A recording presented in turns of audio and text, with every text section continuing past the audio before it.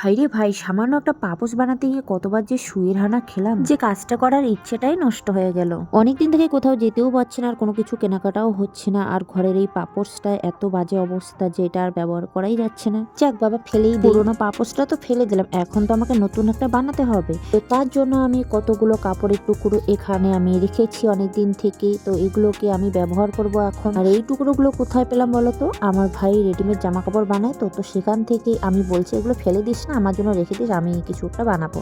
তো তাই জন্য আর কি, সময় তো পাচ্ছি না, তো আজকে ভাবলাম না এই কাজটা করা যায়। তো ব্যাগে পড়েছিল অনেকদিন, তো তখন আমি ভালো করে টুকরোগুলো দেখি না, কিন্তু এখন খুলে দেখছি যে টুকরোগুলো এতটাই ছোট যে কাজ করতে আমার অনেকটাই অসুবিধা হচ্ছে। সম্ভবত এগুলো প্যানের কাপড়ের টুকরো, আর এই প্যানের কাপড়ের টুকরোগুলো যে এতটাই শক্ত, মানে কোনোভাবেই আমি সুই দিয়ে মানে ফোটানোর চেষ্টা করছি, কিন্তু মানে অনেকটা টাইট হচ্ছে আর কি, কিছুতেই মানে হচ্ছে না, ভালো করে সেলাই করাই যাচ্ছে না কোনোভাবে। আমি 3টা টুকরো একসাথে নিয়ে জয়েন্ট করলাম। তো এরপর আমি কি করব সেটা হয়তো তোমরা একটুখানি বুঝতে পারছো।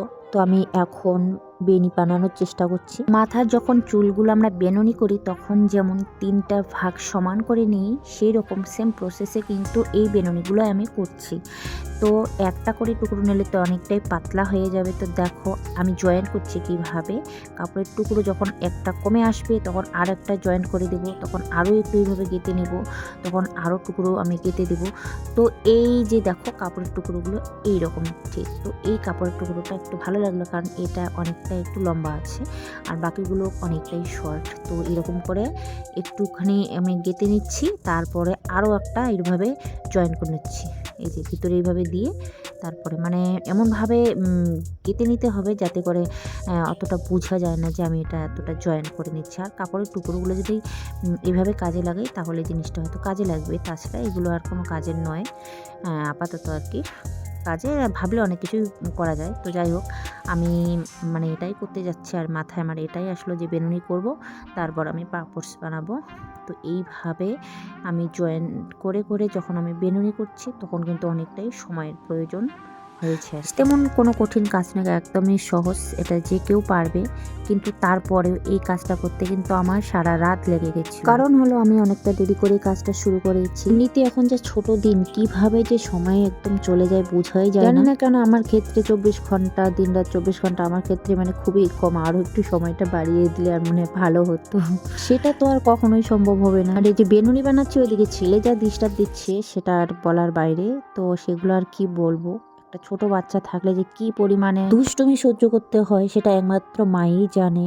হ্যাঁ, বিশেষ করে ছেলে বাচ্চাগুলো একটু বেশি দুষ্টুমি হয়, আর বিশেষ করে আমার ছেলে তো বেশি দুষ্টু। জানি না কার বাচ্চা কি রকম বাবা, আমার ছেলে সত্যি ভীষণ দুষ্টুমি করে। যতক্ষণ না ঘুমাচ্ছে ততক্ষণ দুষ্টুমি করবে, ঘরের প্রত্যেকটা জিনিস একদম চিল্লাই ছিটে রাখবে। তো দেখো আমার অলরেডি হয়ে গেছে বেনুনি করা। আমি এখন এখানেই এটা কমপ্লিট করে নেব, শেষ করে নেব, কারণ অনেকটাই আমি গেঁথে নিয়েছি। তো আচ্ছা বন্ধুরা, একটা তোমাদের কাছ থেকে কথা জানার ছিল, সেটা হচ্ছে যে তোমরা কোন টাইপের ভিডিওগুলো আমার দেখতে বেশি পছন্দ করো, এই কাজের ভিডিওগুলো না এমনিতেই রিলস ভিডিওগুলো? একটু অবশ্যই কমেন্ট করে জানাবেন, কিন্তু আমি কিন্তু অপেক্ষা করবো তোমাদের কমেন্টের আশায়। আমি না মাঝে মধ্যে খুব কনফিউজ হয়ে যাই যে কোন টাইপের ভিডিওগুলো আমি করব, দর্শক আমার কোন ভিডিওগুলো বেশি পছন্দ করতেছে আমি বুঝতে পারছি না। তবে যদি আমি নিজস্ব মতের কথা বলি তাহলে বলবো কি, আমি যে কোনো কাজের ভিডিও শেয়ার করতে ভীষণ ভীষণ ভালোবাসি, শুধুমাত্র সময় পাই না ভিডিও করার। আর কোনো রকম রিলস ভিডিওগুলো দিই শুধুমাত্র মানে আইডিটাকে চালু রাখার জন্য। যখন আমি সময় পাই না তখনই রিলসগুলো বানাই, আর আমার রিলস ভিডিও একদম সিম্পলভাবে করি, সেজন্য কোনো রকম টাইম লাগে না আর কি। তো অনেকটাই বেনুনি আমি করে নিয়েছি। তবে এই সব কাজ করতে গেলে একটুখানি তো লাভ আছে, সময় লাগবে ঠিকই, কিন্তু এই কাজগুলো করলে একদিকে ভিডিও তোমাদের সাথে শেয়ার করা হয়, আর একদিকে কি হয়, ঘরের কাজে লাগে। তো দেখো আমি কিভাবে সুইয়ের হানা খাচ্ছি, একবার নয় কিন্তু দেখো আমি অনেকবার এখানে সুইয়ের হানা খাবো। তার একটাই কারণ হচ্ছে কাপড়টা ভীষণ পরিমাণে শক্ত, আর আমার সুইটাও একটু খারাপ, মানে সুইটাও নতুন না, সেই জন্য আমার অনেকটা মানে হাতে লেগেছে আর কি, অনেকবার চাপ দিয়ে দিয়ে কাপড়টাকে ফুটো করতে হয়েছে আর কি, সেই জন্য অনেকটাই সময় লেগেছে। আমাদের সাথে আমি শর্টকাটে শেয়ার করার চেষ্টা করছি। তো এই মা দেখো আবার আমি সুইয়ের হানা খেলাম, তো এবার আর রক্ত বের হয়নি। তো চলো ফটাফট এটাকে আমি সেলাই করি, তারপরে পুরো লুকটা তোমাদেরকে দেখাচ্ছি। পুরোটা দেখাতে গেলে তো অনেকটা সময় লেগে যাবে। তো দেখো আমি একদম পুরো সেলাই করে নিয়েছি, মাঝখানে একটু কেটে দিয়েছি অনেকটাই, কারণ এত বড় ভিডিও তোমরা কেউ দেখতেই চাইবে না। যাই হোক বন্ধুরা, এতক্ষণ ভিডিওটা দেখার জন্য অসংখ্য অসংখ্য ধন্যবাদ আর অনেক অনেক ভালোবাসা। এইভাবে আমার পাশে থেকো, একটুখানি সাপোর্ট করো আর তোমাদের একটা লাইক, একটা সুন্দর কমেন্টে আমাকে নতুন একটা ভিডিও নিয়ে আসতে অনেক উৎসাহ জাগাবে।